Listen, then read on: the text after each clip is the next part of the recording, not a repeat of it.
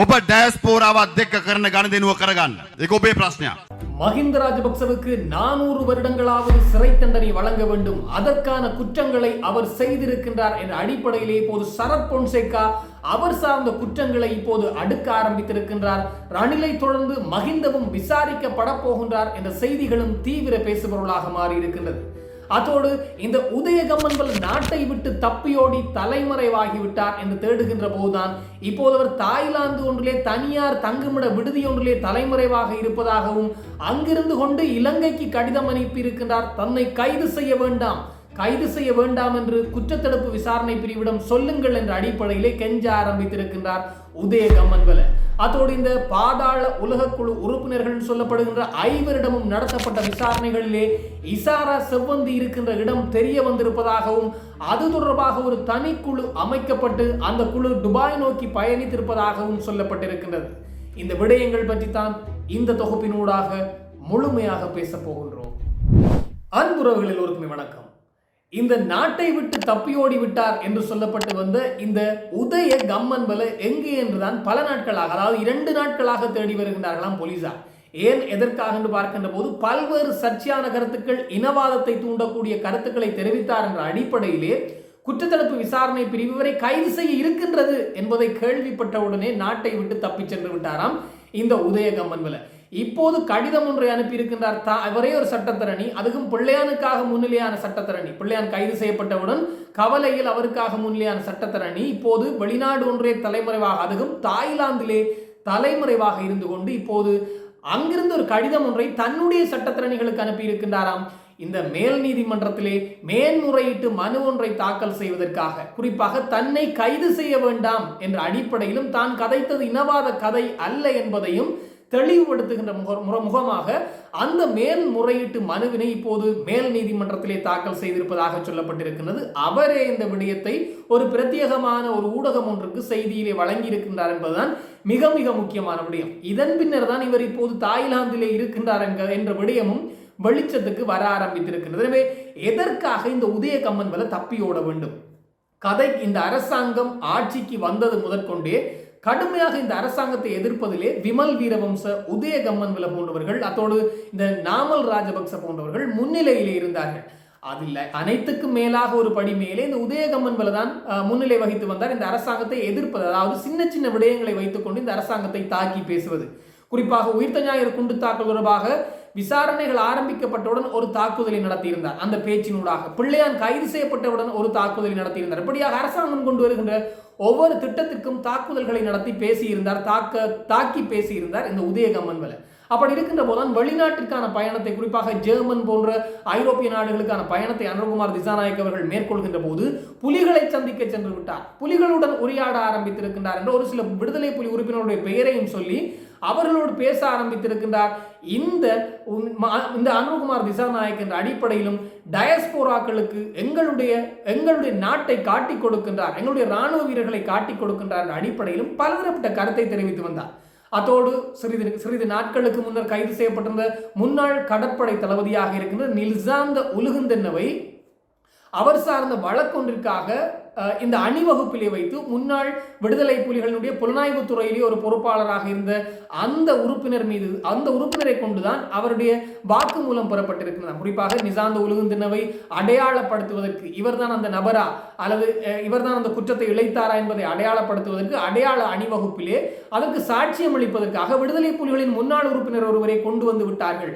இதன் அடிப்படையிலே தேசிய பாதுகாப்பு வீரர்களை விடுதலை புலிகளுக்கு, அதாவது புலிகளுக்கு காட்டிக் கொடுத்து விட்டார் அனுர்குமார் திசாநாயக் என்ற அடிப்படையிலும் தமிழ் மக்களை புலிகள் என்ற அடிப்படையிலும் அதிகமாக அவர் தென்னிலங்கையிலே பேச ஆரம்பித்திருந்தார்.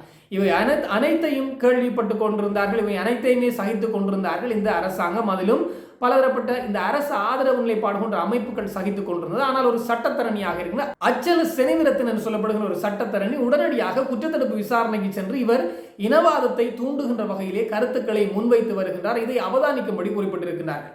இதற்கிணங்கத்தான் இப்போது இனவாத கருத்தை பேசி இருக்கின்றார் என்ற அடிப்படையிலே கொஞ்சம் விசாரணைகளை மேற்கொள்ள ஆரம்பித்திருக்கின்றார்கள் இந்த குற்றத்தடுப்பு விசாரணை பிரிவு. இதை அறிந்து கொண்ட உதய கம்மன்வல பேசுகின்ற போது வாய்களியே பேசி விடுகின்றார். ஆனால் கைது என்றவுடன் தலைமறைவாகிவிட்டார். பலர் நாட்டிற்குள்ளே தான் தலைமறைவாகி இருந்தார்கள். குறிப்பாக இந்த தேசப்பந்து தென்னக்கோன் நாட்டிற்குள்ளே தலைமறைவாகி இருந்தார். அத்துரலிய ரத்ன தேரர் நாட்டிற்குள்ளே தலைமறைவாகி இருந்தார். ராஜித சேனாரத்ன இந்த நாட்டிற்குள்ளே தலைமறைவாகி இருந்தார். ரொஹான் ரணசிங்க போன்றவர்கள் நாட்டிற்குள்ளே தலைமறைவாகி இருந்தார்கள். ஆனால் இந்த உதயகம்மன் பல மாத்திரம் நாட்டை விட்டே தப்பியோடுகின்ற அளவிற்கு அவருக்கு பயம் ஏற்பட்டிருக்கின்றது. மிக மிக முக்கியமான விடயமாக இருக்கின்ற போது தாய்லாந்திலே அவர் தலைமறைவாகி இருக்கின்றாராம். தன்னை கைது செய்து 1 வருடங்களுக்கு வெளிவர முடியாமல் பிணையும் வழங்காமல் தன்னை உள்ளே வைப்பதற்கு இந்த குற்றத்தடுப்பு விசாரணை பிரிவு இந்த அரசாங்கமும் முயற்சித்து வருகின்றது என்ற அடிப்படையில் இப்போது தன்னை காப்பாற்றுங்கள் என்று நீதிமன்றத்தில் அவர் சரணடைந்திருக்கின்றாராம். அதுவும் நீதிமன்றத்திற்கு மேல்முறையீடு செய்திருக்கின்றாராம் தன்னை கைது செய்ய வேண்டாம் என்று உத்தரவு கொடுக்கும்படி. எனவே இது உத்தரவை பிறப்பித்தால் தான் நாட்டுக்குள்ளே வருவதற்கான வாய்ப்புகள் இருப்பதாகவும் சுட்டிக்காட்டப்பட்டிருப்பதாக சொல்லப்பட்டிருக்கிறது. ஒருவேளை இந்த பாதாள உலக கும்பலை கைது செய்வதற்காக நாடு கடந்து நாடு சென்று, அதாவது சூர்யாவுடைய சிங்கம் பட பாணியை போன்று நாடு கடந்து நாடு விட்டு சென்று கைது செய்து வந்திருந்தார்கள். இதே ஒன்று உதயகம்மன் வலவும் சிக்குவாரோ என்ற ஒரு கேள்விதான் இப்போது பலர் மத்தியிலும் எழ ஆரம்பித்திருக்கிறது. எனவே அச்சம் காரணமாக ஒரு முன்னாள், அதுவும் மிக மிக முக்கியமான ஒரு கட்சியைச் சேர்ந்த, அதாவது இந்த மிகப்பெரிய, அதாவது ஒரு இனவாதம் பேசுகின்ற ஒரு நபர், இனவாத கட்சி என்று சொல்லப்படுகின்ற பிவித்துருகல உரிமைய கட்சியினுடைய தலைவர் மாத்திரமல்லாமல் முன்னாள் அமைச்சர் மஹிந்த ராஜபக்சக்களினுடைய ஒரு மிக முக்கியமான கையாக ஒரு காலத்திலே செயற்பட்ட நபரே தலைமறைவாகி நாட்டை விட்டு தப்பியோடி இருக்கின்றார் என்பது மிக பெரும் பேசு பொருளாக மாறி இருக்கிறது. இந்த அரசின் மீது ஊழல்வாதிகளுக்கும் குற்றம் செய்தவர்களுக்கும் ஏற்பட்டிருக்கின்ற அச்சத்தன்மையை இது காட்டுகின்றது என்பதுதான் மிக முக்கியமான விடயம். மேலும் முன்னாள் ராணுவ தளபதியாக இருக்கின்ற சரத் பொன்சேகா அவர் பல உண்மைகளை வெளிப்படுத்தி இருக்கின்றார். அது மஹிந்த ராஜபக்ச தொடர்பாக பல உண்மைகளை தெளிவுபடுத்தி இருக்கின்றார். அதிலே மஹிந்த ராஜபக்ச 2010ஆம் ஆண்டு கால பகுதியிலே பல மோசடிகள், ஊழல் மற்றும் பல அநியாயங்களை இழைத்திருக்கின்றார். அதோடு சீனாவுக்கு செல்கின்ற போது 65 பேரை தன்னோடு கூடவே அழைத்து சென்றிருக்கின்றார் உத்தியோகபூர்வ பயணம் என்ற அடிப்படையில். ஆனால் இந்த 65 பேரும் உத்தியோக பயணத்திற்கு தேவைப்படாதவர்கள் என்ற அடிப்படையிலும் ரணில் செய்த பிழையை இவரும் செய்திருக்கின்றார் என்பதையும் ஒரு பிரத்யேக நிகழ்வு ஒன்றிலே குறிப்பிட்டிருக்கின்றாராம் இந்த முன்னாள் ராணுவ தளபதியாக இருந்த சரத் பொன்சேகா. அதோடு இந்த மஹிந்த ராஜபக்ச செய்த பிள்ளைகளுக்கெல்லாம், குற்றங்களுக்கெல்லாம் தண்டனை வழங்க வேண்டுமா என்றால் கிட்டத்தட்ட 400 வருடங்கள் வரையிலே அவரை சிறையடைக்க வேண்டும் என்றும் பலதரப்பட்ட குற்றங்களை முன்வைத்திருக்கின்றார். அதிலே ஒன்றுதான் தேசிய பாதுகாப்பு வீரர்களுக்காக கதைத்து வருகின்றார் இவருடைய மகனான நாமல் ராஜபக்ச. எனவே தேசிய பாதுகாப்பு வீரர்களை காப்பாற்ற வேண்டும் என்று அனுர மீது குற்றம் சுமர்த்தி வருகின்றார். ஆனால் தேசிய பாதுகாப்பு வீரர்களான யுத்தத்தை முடிவுக்கு கொண்டு வந்த தன்னை, அதாவது சரத் பொன்சேகா தான் அப்போதைய ராணுவ தளபதி, தன்னை சிறையடைத்தது மாத்திரமல்லாமல் தனக்கு ஆதரவாக இருந்தார்கள் என்ற போர்வையிலே அந்த ராணுவ தலைமையகத்திலிருந்து மிக மிக முக்கியமான அதிகாரிகள் என்று சொல்லப்படுகிற 35 பேரை வேலையை விட்டு விரட்டி அடித்தார்களாம் இந்த ராஜபக்ச குடும்பம். அந்த 35 பேரும் எந்த குற்றமும் செய்யாமல் தனக்கு ஆதரவானவர்கள் அல்ல தன்னோடு பணிபுரிந்தவர்கள் என்ற அடிப்படையிலே ஓய்வூதியம் கூட வழங்காமல் அவர்களை வேலையை விட்டு விரட்டி அடித்திருக்கின்றார்கள் இந்த ராஜபக்சக்கள். எனவே இவர்கள் தேசிய வீரர்கள் பற்றி பேசுவதற்கு தகுதியற்றவர்கள் என்ற அடிப்படையிலே இப்போது இந்த சரத் பொன்சேகா மஹிந்த மீது கடுமையான காட்டம் கொண்டு பேசியிருக்கின்றார் என்பதுதான் மிக மிக முக்கியமான விடயம். அத்தோடு இந்த அரசாங்கத்தை ஒரு புறத்திலே பாராட்டி இருக்கின்றார். காரணம், ரணில் விக்ரமசிங்கே தான் தன்னை அரசியலுக்குள்ளே கொண்டு வந்தவராக இருந்தாலும் குற்றமிழைத்தவர்களுக்கு இந்த அரசாங்கம் செய்கின்ற நடவடிக்கை என்பது பாராட்டத்தக்க விடயம் என்ற அடிப்படையிலும் மஹிந்த மீதும் இந்த நடவடிக்கை எடுக்கப்பட வேண்டும் என்ற அடிப்படையிலே இந்த சரத் பொன்சேகா அவர்கள் இந்த விடயத்தை தெரிவித்திருக்கின்றார். அதோடு இன்னும் ஒரு மிக மிக முக்கியமான விடயம் பார்க்கின்ற போது முக்கியமான செய்தி என்றால், இந்த இந்தோனேசியாவின் ஜகார்த்தாவிலே கைது செய்யப்பட்ட 6 பேரிலே 5 பேர் குற்றத்தடுப்பு விசாரணை பிரிவுக்கு கொண்டு வரப்பட்டு கடுமையாக விசாரிக்கப்பட்டு வருகின்றார்கள். இதிலே கெசல் பத்ர பத்மே மற்றும் கொமாண்டோ சலிந்து மற்றும் குடு லஹிரு என்று சொல்லப்படுகின்றவர், சமன் என்று சொல்லப்படுகின்றவர். எனவே இப்படியாக மொத்தமாக 5 பேர் கைது செய்யப்பட்டு இப்போதும் விசாரிக்கப்பட்டு வருகின்ற போதுதான் அவர்களிடம் நடத்தப்பட்ட விசாரணைகள் மாத்திரமல்லாமல் அவருடைய தொலைபேசி அழைப்புகள் அத்தனையுமே பரிசோதனை செய்யப்பட்டதிலே மிக முக்கியமாக கொழும்பை அண்டிய பகுதிகளில் வாழுகின்ற 7 பேர் சிக்கி இருக்கின்றார்களாம்.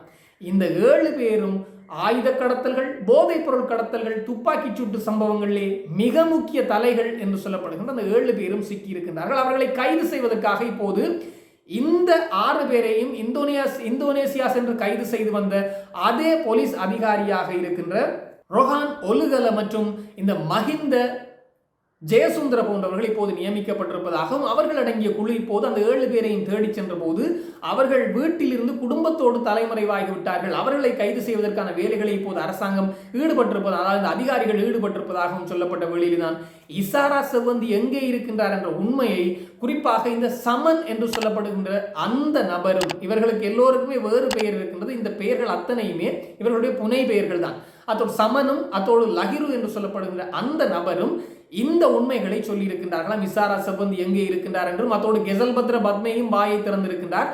செவ்வந்தி கொலை செய்த உடனே நாட்டை விட்டு தப்பி துபாய்க்கு தப்பி வந்து விட்டார் என்ற அடிப்படையில் சொல்லியிருக்கின்றார்களாம். இப்போது துபாய்க்கு சென்று கைது செய்வதற்கு இந்த சர்வதேச போலீசார் இன்டர்போலினுடைய உதவியை நாடி இருப்பதாகவும், இதற்கான குழுவும் தயார் நிலையில் இருப்பதாகவும், இசாரா செவ்வந்தியை கைது செய்வதற்கு அவர்கள் களம் இறங்கி இருக்கின்றார்கள் என்ற செய்திகளும் வெளியாக இருக்கின்றது. ஒருவேளை இசாரா செவ்வந்தி தானாக முன் வந்து சரணடைவதற்கான வாய்ப்புகள் இருப்பதாகவும் இன்னும் ஒரு புறத்திலே பேசுபொருளாக மாறி இருக்கின்றது.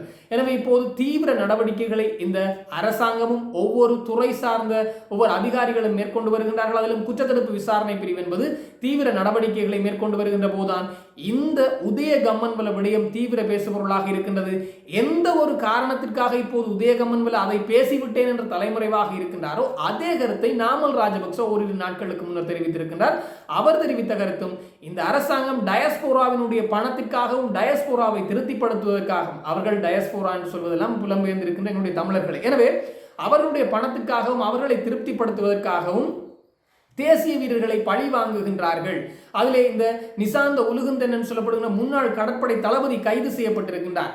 அவரை விடுதலை புலி உறுப்பினரை கொண்டவரை அடையாளப்படுத்த போகின்றார்கள். சாட்சியம் அவர்தான் சாட்சியமாக வரப்போகின்றார் என்ற அடிப்படையிலே எதை பேசிவிட்டு தான் பேசியது பிழை என்று தெரிந்து தலைமறைவாக இருக்கின்றார் உதயகம்மன்வல என்ற அடிப்படையிலே இப்போது நாமல் ராஜபக்சவும் அதே கருத்தை தெரிவித்திருக்கின்றார் என்பதுதான் மிக மிக முக்கியமான விடயம். இது ஒரு தீவிர பேசுபொருளாக மாறுகின்றது. உதயகம்மன்வலவுக்கு இன்னும் ஒரு புறமும் பேசுபொருளாக மாறிய விடயம், இவர் கைது செய்யப்பட இருந்ததற்கான காரணம் பிள்ளையானோடு இவர் உரையாடினார் அல்லது பிள்ளையானோடு சில உண்மைகள் இவருக்கு தெரிந்திருந்தது, அது பற்றி இவர் வெளிச்சத்துக்கு கொண்டு வந்திருந்தார் என்ற அடிப்படையிலும் அவரை கைது செய்வதற்கு ஏற்பாடுகள் இடம்பெற்றதாகவும் இன்னும் ஒரு புறத்திலே தகவல்கள் வெளியாக ஆரம்பித்திருக்கின்றது. பொறுத்திருந்து பார்ப்போம்.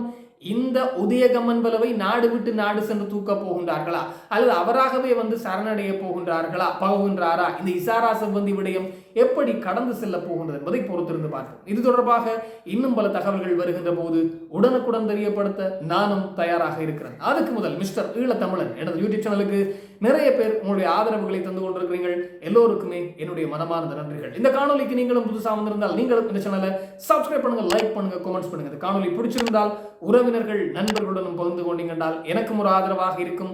தொடர்ச்சியாக காணொலிகளை செய்வதற்கு இன்னும் ஒரு தொகுப்போடு சந்திக்கலாம். உங்களிடம் விடைபெறும் நான் என்றும் உங்கள் அன்பின் ஈழன்.